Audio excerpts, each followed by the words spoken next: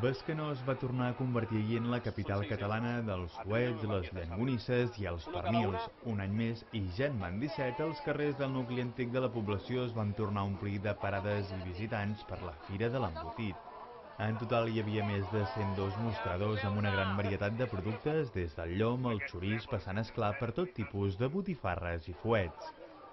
Un dels punts de referència és la parada pròpia de la comissió organitzadora de la Fira de l'Embotit, on cada any elaboren carn de perol i creixons.